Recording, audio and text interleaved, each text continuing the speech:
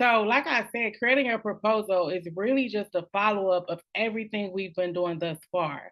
I put together this presentation for your proposal, and it's one slide.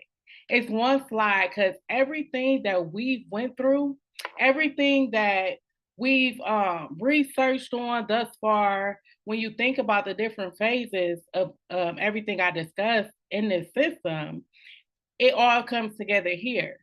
You did your research, you know who your clients are, you know what services you're going to offer, you know all those things, and you're going to bring all that information into creating your proposal. You're using the research you've done on your ideal client to develop a proposal to offer them the services that, one, speaks to the specific services you are certified to provide. That goes into what we were just saying. You do not want to just offer any service just so you can get a client and you're not even certified in it. And even you may think like, oh, well, I can get the client now and then I'll go back and get certified. You're not going to be able to back bill for something you weren't supposed to be delivering in the first place.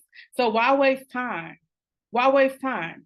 What you will do as you keep going, running into your ideal client, you'll see things that they keep asking for. So you know to get certified in that area, but you're not going to just offer services just for the sake of getting a client. You're going to spend time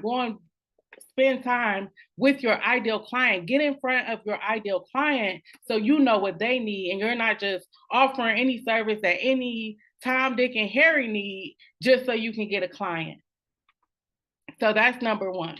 Then secondly, you want to speak to their pain points that you research, their needs, and their goals.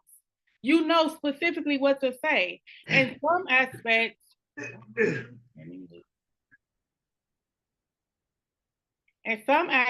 you'll see referrals for different clients.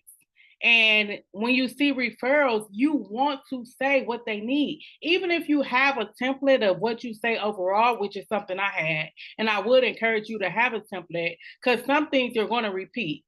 Some things like about your mission or your values, things that you know is the pain points of the general population of your ideal client, you're going to have that already in your template. But then if they say something specific, if somebody's asking you if you can provide services for their grandfather and they say he just got out of the hospital and he'll need transportation until he's healed from his hip replacement surgery, something like that, you're going to specifically use what they just told you was a pain point.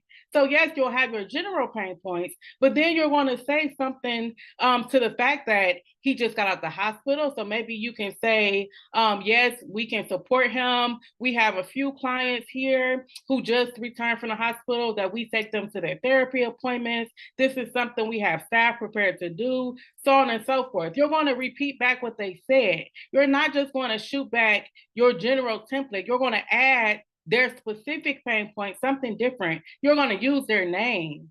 You're going to, if they say my father John, you're going to say, oh, we will be happy to support John as he healed from his hip replacement or whatever the case may be. You're going to speak specifically to what they said, what their needs and goals are. If they're trying to make sure he can just heal and go to therapy for the 6 months, oh, we'll be glad to support him for 6 months. We understand it could be an overwhelming process making sure he gets to his therapy appointments. I'm sure you may have to work or any other obligations, so that's something that we can take over. You want to use wording like that to make sure they understand that you're not just going after clients. You understand specifically what they need. So that's 2. 3, you want to reflect why they can trust your agency in providing this service. You want to say, and you want to think about it like that.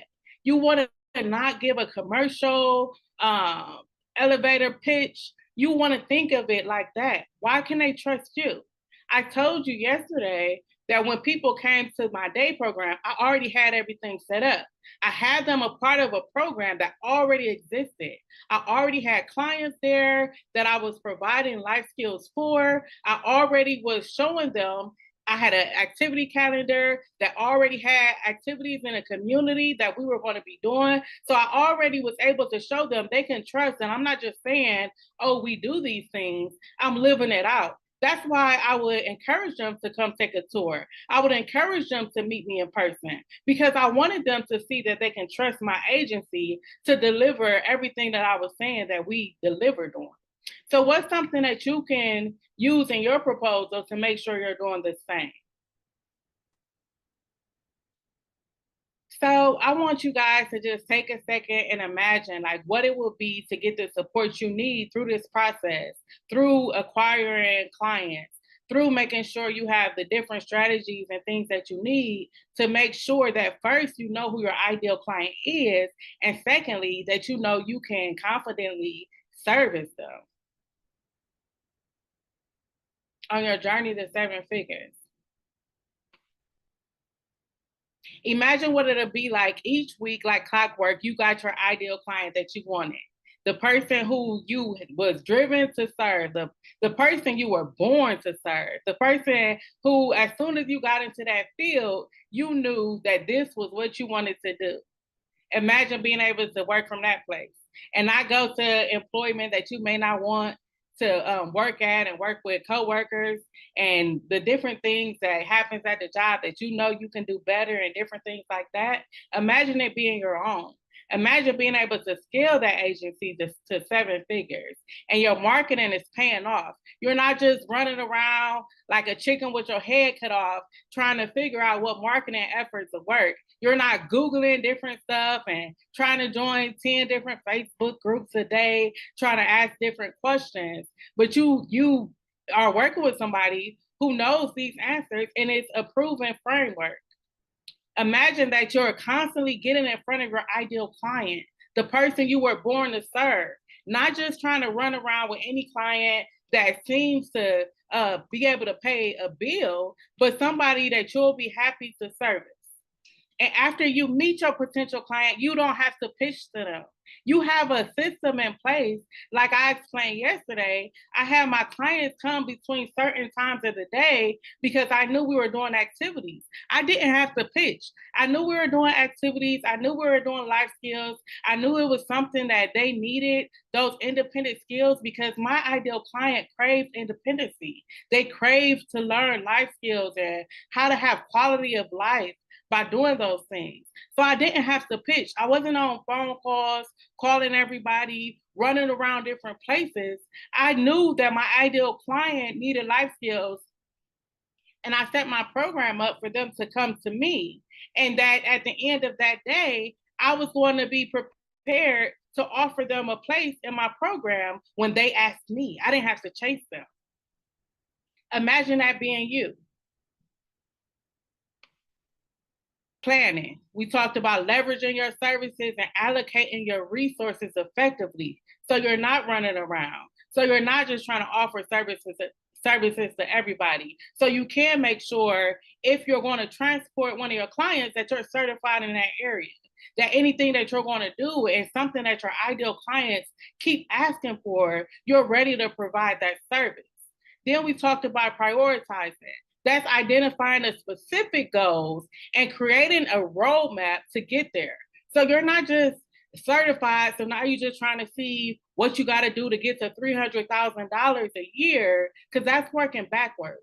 You have a plan of what services you're going to provide, what services may get the highest billing or anything like that, and know strategically what your plan is to get to that 300,000 a year, to get to that 500,000 or a million a year. You have your plan before you even get in front of your client of exactly what you're going to do, so you're confident.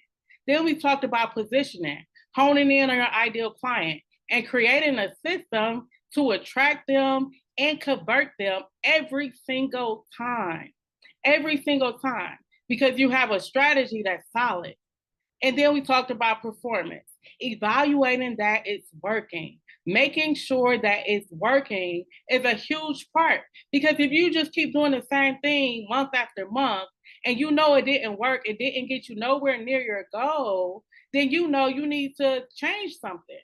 And it might just be You don't change your ideal client, but it might be adding on additional services, or counting the money on the table. Like I told you guys about Shamar, he was offering a service he wanted to provide, transportation. However, he was offering it at a rate that he wasn't able to profit at the rate that he desired. And all it took was him realizing this isn't working. I'm driving way more than what I'm getting. And being able to say that and working with me so that I can provide an answer of how he was able to deliver the same service in a different way.